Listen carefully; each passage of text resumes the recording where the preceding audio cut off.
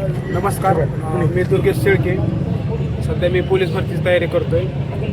आज आम्ही इथं सर्वजण इंदापूर शहरातील विद्यार्थी असतील आणि छात्रसेवेचे ताटेसर असतील, यांनी सर्वांनी मिळून इथं आंदोलन केलेलं आहे. आज आपण बघतो की महाराष्ट्रामध्ये तसेच देशामध्ये पेपर फुटी मोठ्या प्रमाणात होत चालले. मागच्या वेळेस नीटचा पेपर फुटला, त्यानंतर महाराष्ट्रामध्ये TETचा पेपर फुटला. पण आपल्या सर्वांच्या म्हणजे विद्यार्थ्यांच्या समर्थनासाठी अभिजित दिपके असतील किंवा त्यांच्या समर्थनामध्ये भारतातील थोर शास्त्रज्ञ सोनम वांगचुक सर हे गेल्या 18-20 दिवसापासून जंतर मंतरवर उपोषण करत आहेत. त्यांची सध्याची परिस्थिती अशी आहे की त्यांचा जीवही जाऊ शकतो, एवढ्या त्यांची बेकार परिस्थिती चालू आहे. पण ह्या धर्मव्यवस्थेच्या आरी पडलेल्या ह्या सरकारला त्यांचं काही सुद्धा पडलेलं नाही आहे. ना ते त्यांना बघायला गेले, ना विचारायला गेले, ना त्यांची मागणी काय हे सुद्धा बघायला गेले.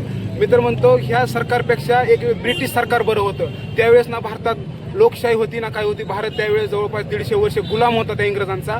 पण त्या इंग्रजांच्या काळामध्ये जर कुणी उपोषण केलं तर त्यावेळेचा गव्हर्नर असेल, व्हाईसरॉय असतील, त्या काळचे जे सत्ताधारी होते ते त्या व्यक्तीचं मनोगत काय आहे, त्यांच्या मागण्या काय आहेत हे बघायला तरी येत होतं त्या घटनास्थळी. पण हे धर्मांताच्या त्या अंधकारात जे म्हणजे धर्म पसरवण्याच्या फक्त या जातीभेदीच्या ह्याच्यात अडकलेलं सरकार जे आहे ते सोनम वांगचुकच्या विचारसरणी बघायला आलं नाही किंवा त्याची विचारपूस करायला की तुमच्या मागण्या काय आहेत. काय आरोपी सिद्ध झाला आहे, धर्मेंद्र प्रधानसारखा आरोपी सिद्ध झाला आहे तरी त्याला शिक्षा होत नाही. ह्या BJP सरकारचा मी धर्मेंद्र प्रधानचा नाही तर मी BJP सरकारचा जाहीर निषेध करतो. जे सरकार आल्यापासून 2014 पासून त्यांनी फक्त हिंदू मुस्लिम हे राजकारण केलं. त्याच्यापेक्षा यांनी काही सुद्धा विकास केला नाही. फक्त विद्यार्थ्यांचे शिक्षण असेल, रोजगार असतील, महिलांवर बलात्कार होत असतील. आज बलात्कारी आरोपी केंद्रामध्ये आमदार खासदार या पदावरती आहेत. आमदार खासदार असतील, मोठ्या केंद्रीय मंत्रिपदावरती हे BJPचे बलात्कारी आरोपी आहेत. तरी BJP त्यांना सपोर्ट करते.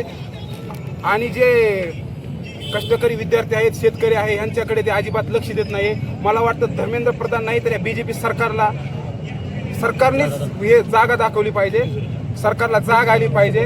आणि आपण जे म्हणतो ना की स्वातंत्र्य झालं त्यावेळेस मी माझं वैयक्तिक मत असं आहे की BJPचं सरकार पाडणं हे भारतीयांसाठी दुसरं स्वातंत्र्य असेल.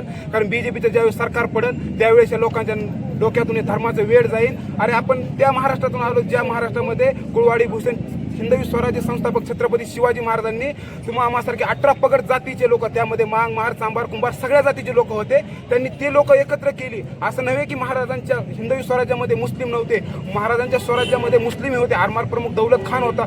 असे मुस्लिम मावळेही होते महाराजांच्या सोबत. पण त्यांनी कधी जात धर्म बघितला नाही. महाराजांनी बघितलं ते फक्त लोकांचं हित आणि जनतेचं. त्यामुळे महाराजांना जाणता राजा म्हणतात, जनतेसाठी जागणारा राजा.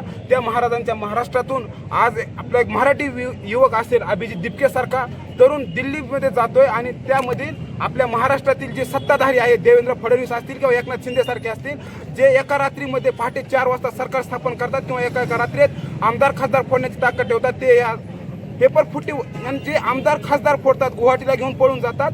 ते एका छोट्याशा पेपर फुटीवर बोलू शकत नाही. ते महाराष्ट्राचं दुर्दैव आहे. खरंच मी म्हणतो की महाराष्ट्राचं एक खूप मोठं दुर्दैव आहे की महाराष्ट्रातील सत्ताधारी केंद्राच्या लोकांना विचारू शकत नाहीत. तर माझं एवढंच म्हणणं आहे की ह्या विद्यार्थ्यांना न्याय मिळावा.